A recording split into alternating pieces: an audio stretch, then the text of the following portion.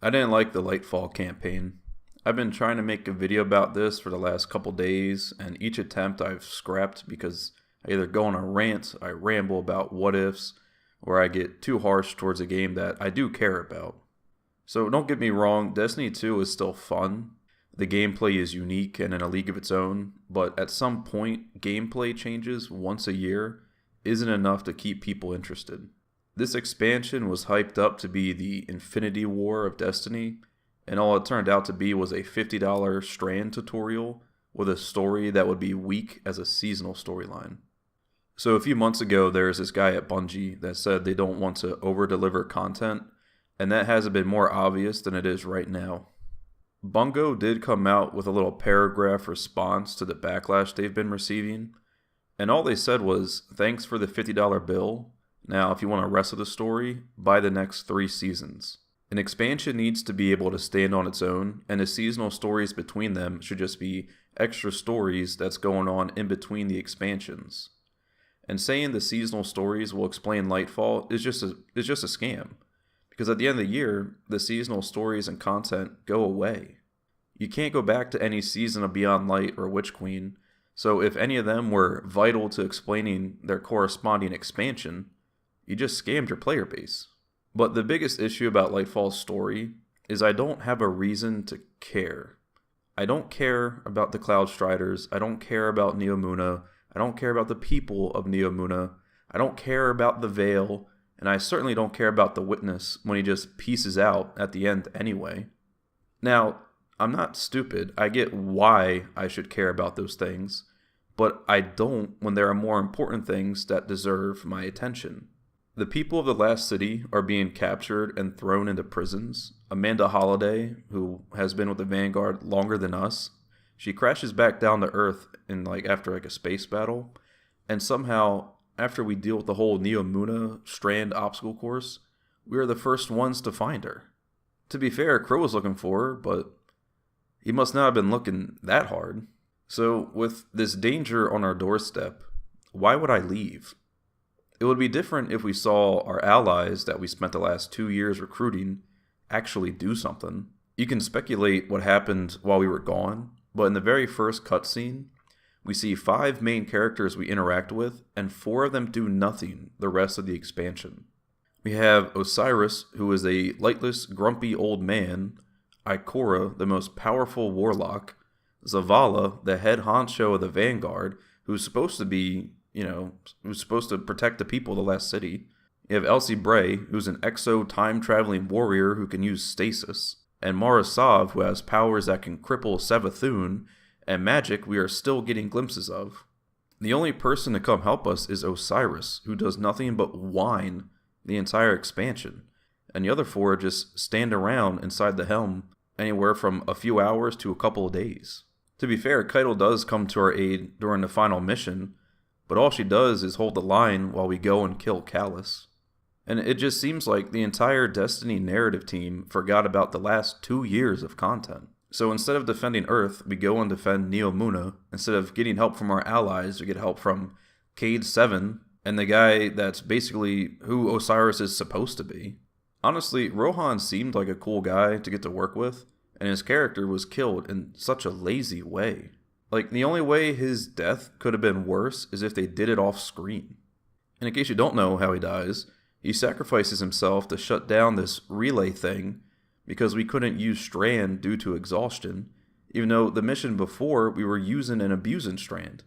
It was just such a cheap death that they couldn't figure out a cooler way to pull off. And now we're stuck with Nimbus, he's always in a really good mood despite the death of his mentor and an invasion on his home. And the next few hours are just more Strand tutorials up until the final mission. Literally, the mission before we start the finale of Lightfall is a Strand obstacle course. I don't know how they managed to do it, but this whole story felt short, yet stretched out at the same time. And it feels like nothing even happens during the whole thing. If you wanted to, you could just merge the beginning cutscene with the last cutscene, and you just saved yourself 5 to 8 hours of a boring campaign. And the sad reality is that Bungie knows the campaign's boring, since they give the minimum effort to defend it, and they already have an option for you to skip the story on your other 2 characters, for 20 bucks each. This expansion just feels like a slap in the face, and I don't know how anyone could defend it. But if you somehow manage to enjoy it, I'm happy for you. But you have to at least be able to see the issues that it has. But yeah, I just wanted to keep this kind of quick and short.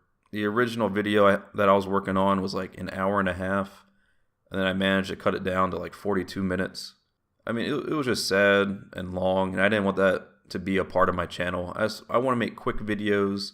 I like to think that if I can't explain something in simple terms, then I don't understand it well enough.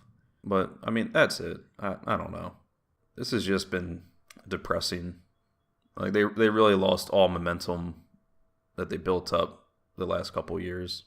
As I was working on this, I actually saw IGN's Lightfall review.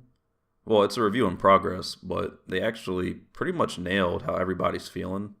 I don't know if they just, scoured the subreddit to see what the general consensus is, but some of these quotes hit the nail on the head.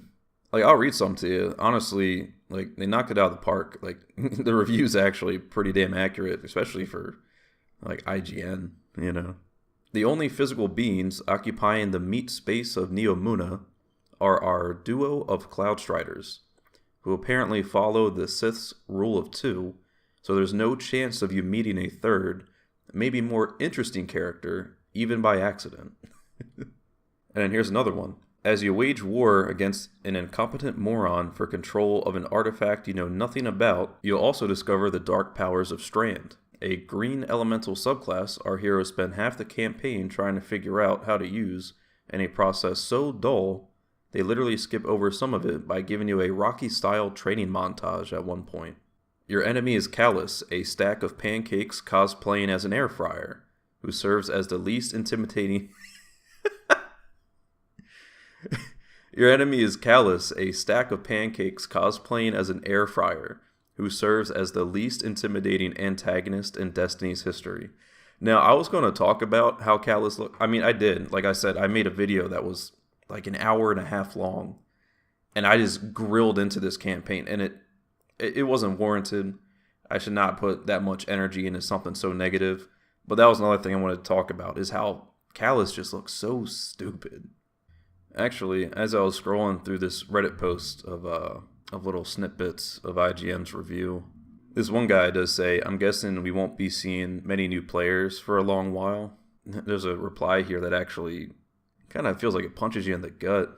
The reply is, which is funny because the mod system was massively simplified to the benefit of new players, and an in-game LFG system would probably be the most used to newer players.